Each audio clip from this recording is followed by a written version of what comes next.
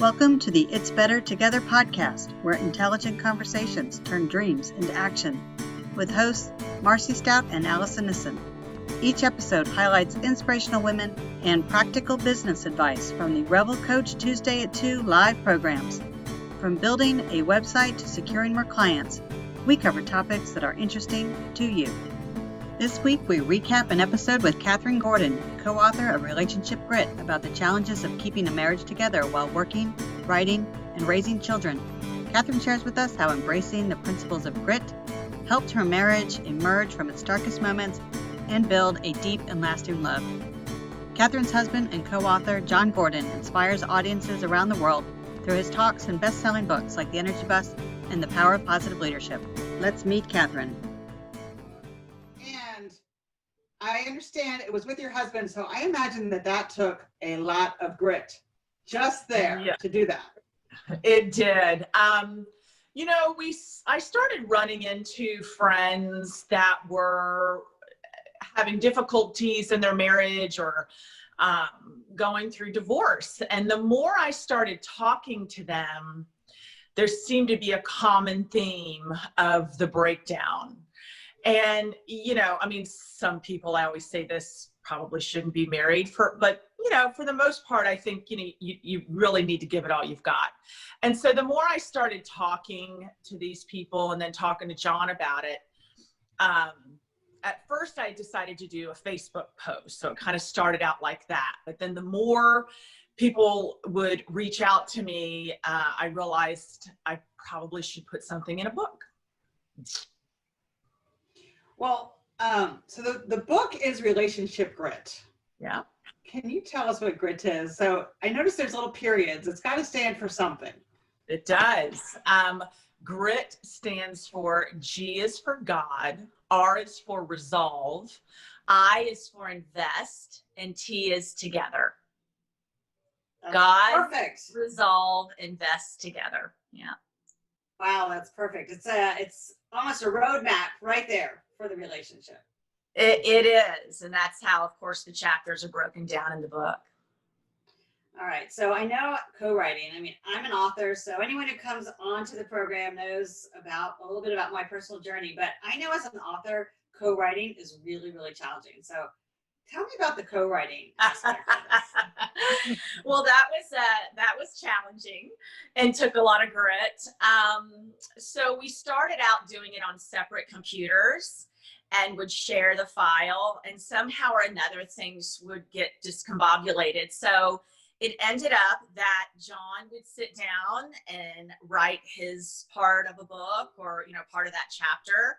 And then he would get up and then I would sit down and write mine. So it ended up being, collaborative, even physically, to get it done. Yeah. So Kathryn, I'm so glad you're here and telling these stories, because I feel like we first met before you started writing this book. And then there was a couple of times that as you're writing this book, you're sharing the stories. And I can't imagine, I put myself in your shoes as my husband and I are writing a book, and I'm reliving old stories to show the adversity of what you guys went through. And then you try to be reading his chapter to write on your chapter. Right. So yeah, I would sit down and kind of go through his chapter and read it and edit, just because that's what I do. And then, it started bringing up a lot of old feelings and issues that we had. And so we found ourselves fighting. And there were times, that it got a little, and I feel like now in hindsight, that was actually a great part of the writing process, because when these things would come up, it really took a lot out of us to get it out on paper and really kind of see what the whole process was. So yeah, it was challenging. It was challenging. So, but we made it. I've read a ton of Jon Gordon's books, and they're so fabulous and upbeat. And often in this podcast, he'll kind of reflect, if it weren't for Kathryn, I wouldn't be here. Kathryn really helped me be positive. But when I'm reading the book that you're talking about, you both are so transparent and vulnerable. How did you get the courage to kind of share those types of stories and the level of detail versus, what we've seen before, where Jon will credit it, but it's in a very positive, we made it through, versus really going deep and kind of sharing the adversity you were seeing? Right. So, I'm always like that. So I'm very much open and share just whatever. I mean, you might say sometimes I don't have a filter, but and Jon being the opposite. And so I think it was much easier for me to share my side and my part, but it was definitely more challenging for Jon to talk about the things that happened and really talk about some of the things that he had done. And I would really kind of have to coach him through that too, to just set, remind him of where we went from that, because, some of it he's not proud of, right? But you're human and you're under stress. And yeah, so it was easy for me, but easier, I'll say, but hard for Jon. Yeah. So what about the writing process? Your husband's an author, very well-known author. What did you discover about the writing process and actually putting this book together that you didn't understand before about being a writer? Oh my goodness, that's a great question, Allison. So much. You have to be really organized, and you have to have a plan.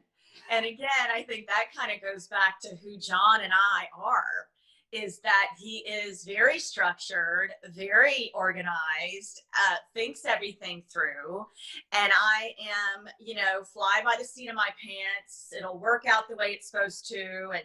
And so I have such a new appreciation. I mean, I always did. I mean, the fact that the guy could write a book in 3 weeks is amazing.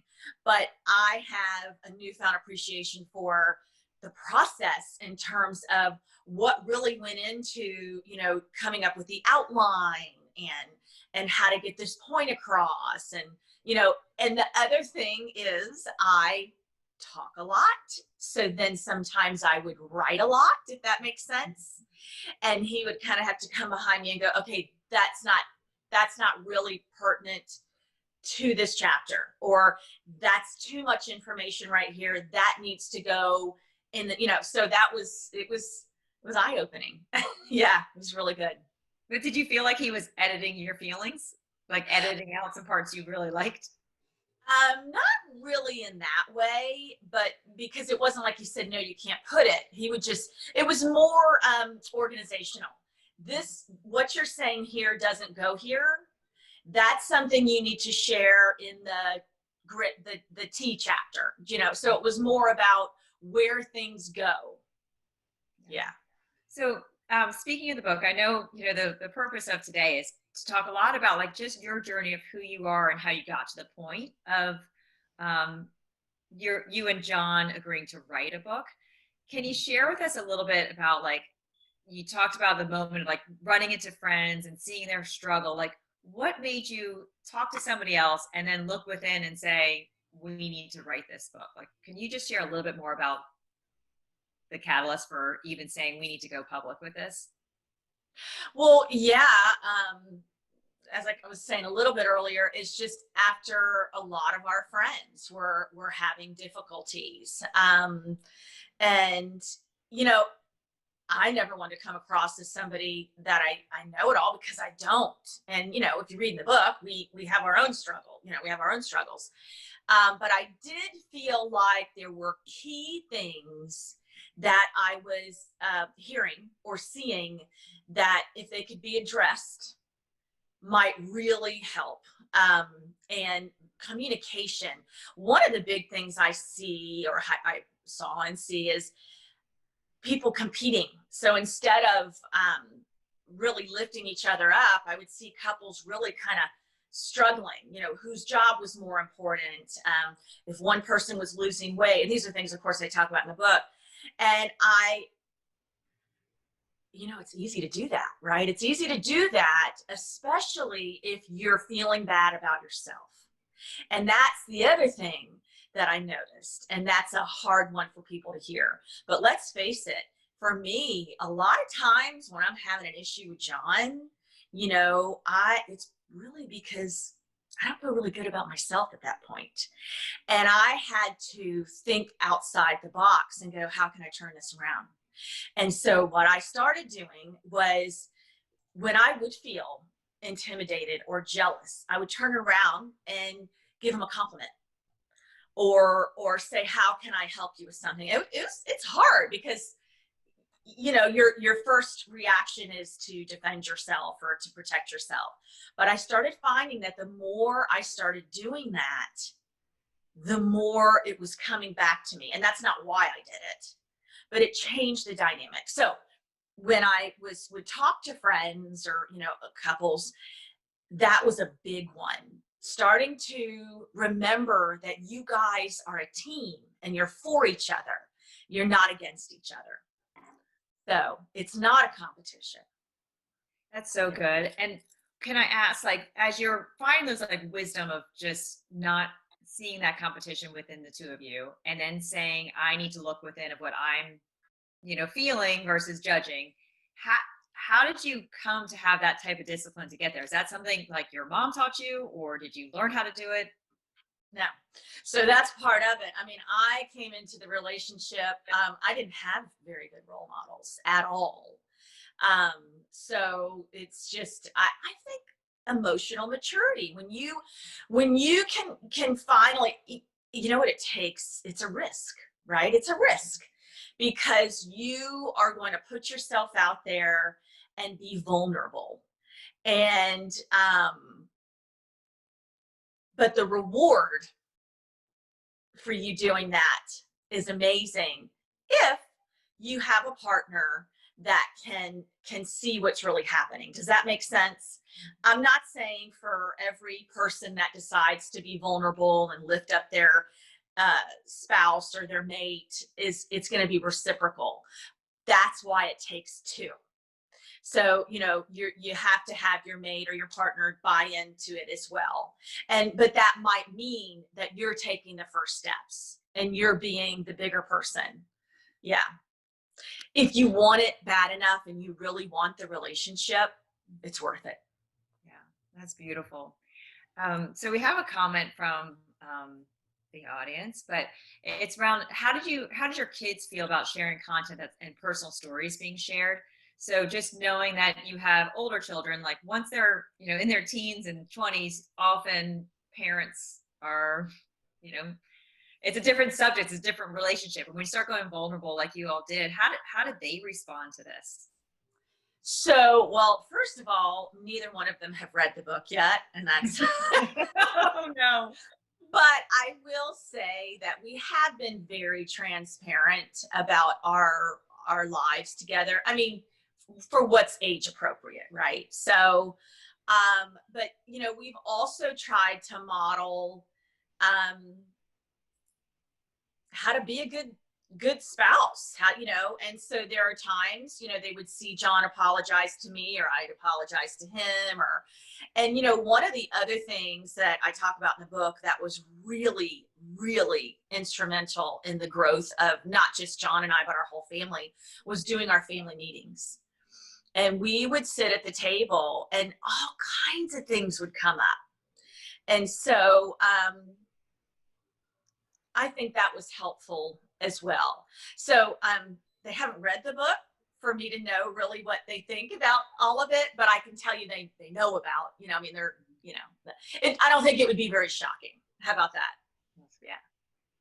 I want to know more about the family meetings. I know I grew up, Marcy and I are sisters, we grew up together having family meetings, and they often revolved around, where do we want to go on vacation? So it sounds to me like yours were a little more in depth than ours were. Yeah. So our meetings would start, we would sit around the table and we would talk about, first of all, the past week. And it was always very hard to get started. I'm just telling you, it was the groans and the moans and you know, like I said in the book, sometimes those were coming from me because I'm ADD. And so, but you know, once we would really get into it, we found out so many things that were happening with our kids, you know, struggles they were having. We learned more about the kind of kids they were hanging around. I mean, it was really, really insightful. And then we were able to kind of talk through some things that were happening, rather if it was a teacher or a friend. And then Jon would always end the meeting with rather some kind of a motivational story, you know, and it never failed. This is how God works. I'm sorry. That what he picked would somehow relate to something somebody had brought up in the meeting, and he wouldn't know it. And it was always a struggle, and it was, you know, a way to overcome. So it would rather be a motivational story, or, you know, something somebody said, or a Bible verse and a story about that. So just really would depend. Yeah. And they really were game changers for us. It really, really connected us as a family.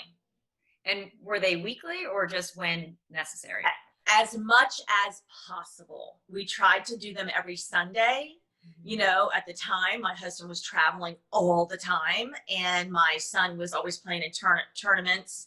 So they were both very involved in sports. So, you know, if it wasn't on a Sunday, we would try to make it sometime during the week. Just really tried to do it once a week as much as we could. And sometimes we do it on the phone. And that was a little harder, right? But yeah. And thanks to COVID, now it's on Zoom. Yeah, exactly. So I have a question. This is for you, and now I'm realizing it's actually for your kids as well. With your husband's platform being so positive and having deep beliefs and results of this positive energy bus and all that stuff, do you all feel the pressure to be positive when you want to be negative? Do you ever feel like you have to fake it? Oh my goodness, this is so funny you asked this. Okay, so basically, as people, I am just naturally happy and positive, okay? And then my husband is really naturally very negative.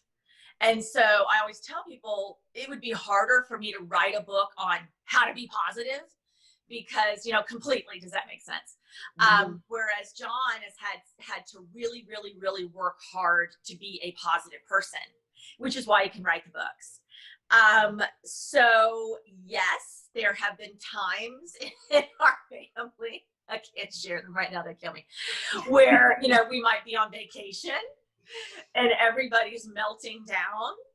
And, you know, we would have to say, you have to be positive. But I mean, you know, so it's kind of a running joke more than anything. It wasn't really, I don't think, like a pressure. You break out your t-shirts. Yeah. And sometimes my kids would use that against us, right? Like, well, wait a minute. You're supposed to be positive. Yeah. Well, that's so true. That's the best. I was going to interrupt you.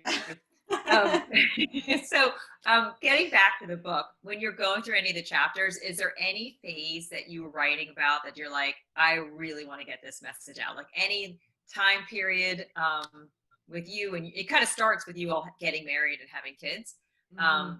But is there a time period that you were like really excited to write that chapter? Not one in particular. You know, there's so many ways I could have gone with each chapter, just in terms of my own life and my own stories. I mean, I have the whole breast implant situation that I didn't go into, but I was deathly ill. So, you know, that's a whole other thing I think at some point I need to really share. Not one. I mean, really what we put in the book, which is why it's not a huge book, I feel like what we put in there were all the really most important things for us, if that makes sense. Yeah. So I can't think of one that stands out for me that I go, this was really important. Now, look, it was really hard to even just put out for me, not hard, but probably harder to write, starting to relive a little bit of my own childhood, right? My upbringing and how that was. It's just so different from where I am now. So, yeah. Oh, you mentioned your breast implants, and obviously this is a story that you are willing to share. So you were deathly ill. I'm curious. Yeah. So, and as I say in the book, you can Google my name, Kathryn Gordon, breast implants, and there are so many articles. I did Discovery Channel's Monsters Inside Me, Montel Williams back in the day. But yeah, I mean, basically, I got breast implants in 1988 as a bikini model. I didn't need them, but that's a whole other story. Everybody was doing it. And fast forward, had my daughter in 1998, started breastfeeding and just started getting really sick. And I didn't know what was wrong with me. So I had this little baby, and I was trying to feed her, but I was starting to have like a lot of neurological issues and numbness and tingling and burning. And I don't know if you want me to go through the whole thing, but basically, to be honest, I'm going to share this now since we're talking about it. I kept going to the doctors, and they kept telling me there was nothing wrong with me, that I was a hypochondriac, or maybe I had postpartum, or maybe I had fibromyalgia. And so Jon didn't believe me, which that part's in the book. And, you know, he was in law school trying to do that. And he thought everybody started thinking I was crazy. And I ended up, honestly, I was going to commit suicide. And I went to bed that night and I prayed to God to please forgive me for what I was going to do. That, you know, I knew my husband and my mother-in-law would take care of my daughter. And that night I had a dream that it was my implants and I needed to get them out.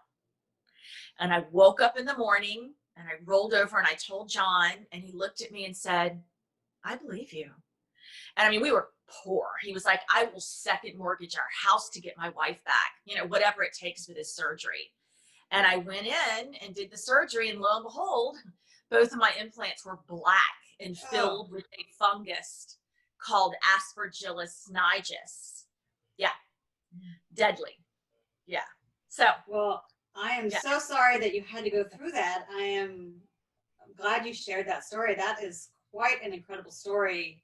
Yeah. I can only imagine that the rocky road that had. So you have a newborn, you have a relatively new marriage, your husband's in school, and then you're ill, very, very ill. And all of a sudden, you know, and fortunately God spoke to you, but that alone, I mean, you can see where the strain it puts on a relationship, and it doesn't just come out right away. The strain stays, right? So you might have been healed, but the strain has already been built upon now. Of course, right? You know, and yeah, you know, I was an inconvenience, right?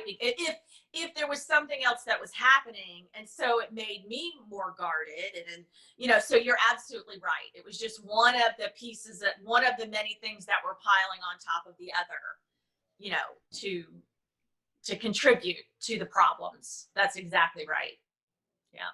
So we all have like friends that, you know, there's something wrong with them. The doctors are saying, you know, they're either throwing lots of pills, like possible solutions, or they're saying we don't know what it is. Like, what advice do you have for any of your friends that, and you're trying to tell them, like, get away from all the noise and like trust your intuition, or try and listen to your intuition? Do you have like words of advice that you share with other women? Absolutely. And that is it. You know, you really need to go with your gut.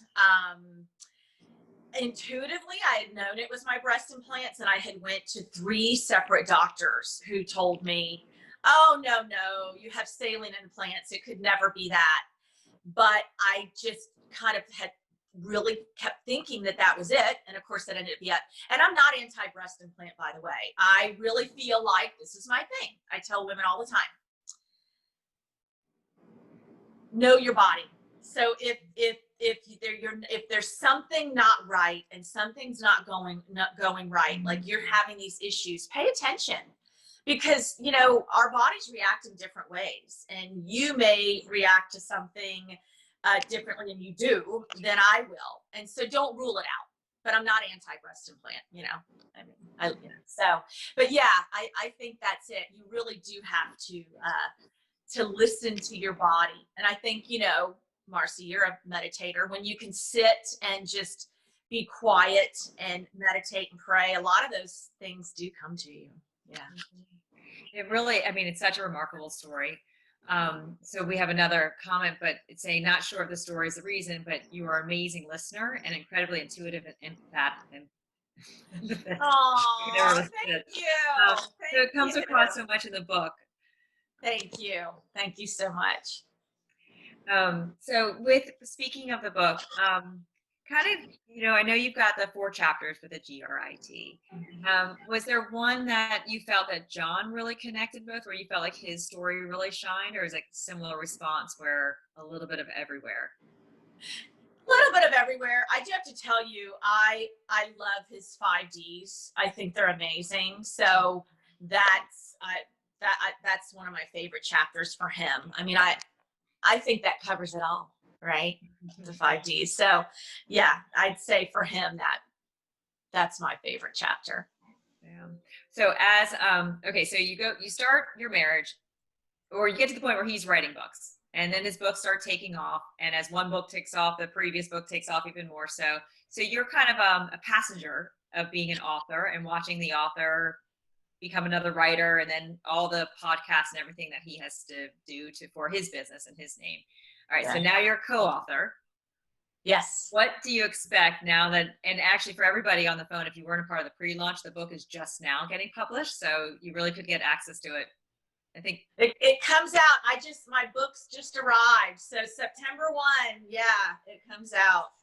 So what do you anticipate September 1 forward? Any kind of hopes, fears? I pray about this, and it's this. I really pray that there is at least one thing in this book that someone might read that is going to affect them in a positive way in their own life and in their relationship. And if I can do that, then that's a job well done for me. Yeah. Awesome. That's so great. I appreciate that. For everyone that's on the call, feel free to use the chat box, or we can jump in. We always love like any sort of interaction with that. And I've lost my sister. I don't know where she went. Yeah. She's one that plays music halfway through. So we're going to just continue with the interview. So Kathryn, tell us more about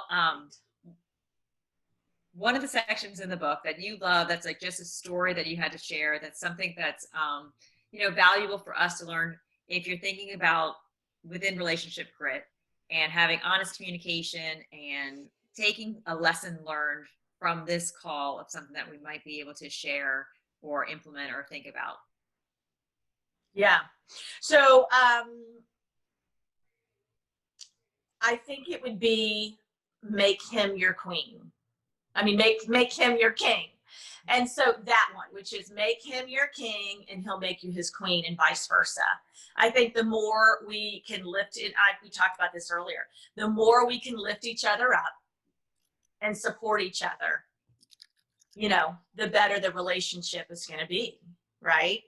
So that's a good one. All right, let me think about this. And actually, with that one alone, like that's such a beautiful way of saying it, because there's such like an aura, and whether it's the biblical aura of like daughter of a king, or it's just what we think of a king and queen. When you're saying allow him to let you be his queen, what types of things come to mind? Like, what is that? Yeah. So, really, I mean, even with this book, here's an example. He's a busy guy, right? He's a busy guy. He's got a lot of books. If I could tell you this week alone how many keynotes and podcasts he has scheduled. And so he's busy. But he makes the time to lift me up. He got me set up. Like, he does things, whereas before, and this is why I say this, he wasn't always great like this. Before, in our past, he would say, I'm busy. Like, I didn't matter, right? I didn't matter. So I think, so that's it, just lifting each other up for sure. And, like he said, he's got there's so many people coming at us right now with the book, and he's like, okay, Kathryn, you're going to do this, and he's going to do that. You're going to do this. You're going to do that. And so, of course, I'm scared, right? I don't really want to do it. I'm like, oh my gosh, but I know he's trying to just help me get to a place where I'm comfortable being able to deliver the message in this book, right? So it's not about him. He doesn't want to make it about him, is what I mean. So, yeah. Well, I feel like it's such a wonderful story of how you guys told it, because you have his story that's been public, and you're millions that don't know you. You're the mystery strength behind him. And then what's so great is he can be Jon with his story and his brand, and you're the reason. You're just unscripted, and you're you, and you're honest, and you're upbeat, and you're just kind of naturally like that. And I love, like, to me, it's so fun to see that dichotomy, and I can't wait for it to unfold, publicly. Thank you. One of the things I'm trying to make sure I do is like, okay, you really have to think about what you say, Kathryn. Like I said, I don't have a filter. We'll start talking about sex. I got to be careful what I'm talking about. Tell me, that's why audiences will love this book. It's so authentic. Oh, Kathryn, that sounds like it's a lot of fun. So Yeah. There was a point, and you were talking about how the relationship wasn't always good. Right. So that moment where it started to turn into something that was not negative and positive instead. But that moment, was that an easy moment? Was that just a long, slow uphill, or was it more like we meditated on it and it came to fruition? Okay. Yeah. Definitely not just a moment. It was a long, slow hill. It was a process for sure. And there were definitely times where, he might revert back to old behavior, or we might revert back to old patterns. So no, it was not immediate, but a slow, gradual process. So I'm gonna just quickly there. So when you were first together, was it challenging, or had it changed and then it changed back? Okay. So this was one of the things I used to always say to him early on when things got bad. So when I first met him, he was different than any guy I'd ever dated, in that he wasn't a meathead, first off. It's a plus. That he was the most kind, loving, thoughtful person. I can remember times when we were dating and he would realize I was out of my favorite perfume, and I would come home and there was a bottle of my perfume. I mean, just the sweetest things. And then, fast forward, we get married, and he decides to run for city council, and he is so busy. And I thank gosh, because I would have to call him out on this stuff. He had a nonprofit called the Phoenix Organization, and there were a lot of people that worked in the organization, and he was so nice to them, and he would talk so nice to them, and then he would turn around and say something so mean to me, and so I'd have to kind of call him out on that. So it was like this process. So I'd always go back to, where's the guy that brought my perfume home to me, right? That was my thing. So yeah, I mean, we definitely, it got bad. and that's why I say you can change the dynamics of your marriage, and you can, if you're both willing to make the change. Yeah. Wow. Well, I also love the fact that he could change himself. So knowing his story and not being positive, and not necessarily growing up with a stepdad that was really positive, he was able to transform just because he loved you so much and saw it would be better for the marriage and better for the family if he woke up and started doing it, and then it really worked. So it's like two good examples of that it can work with that level of effort and support.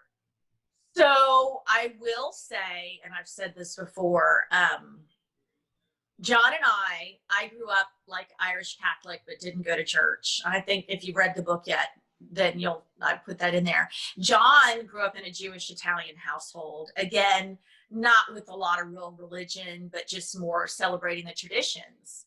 And so when we got together, we were more probably what you call new age. I was very big into meditation and energy work and all that. And so we kind of started in that realm. But the very first night we met, we stayed up all night talking about God, which is kind of crazy. Mm-hmm. Well, fast forward, I always say Jon really, really started to change when he became a Christian and started working on himself, completely separate of me or us as a couple. But when he started working on himself and learning more about himself. Yeah. To watch a live Tuesday at 2 program with Revel Coach, visit us at revelcoach.com. Until next time.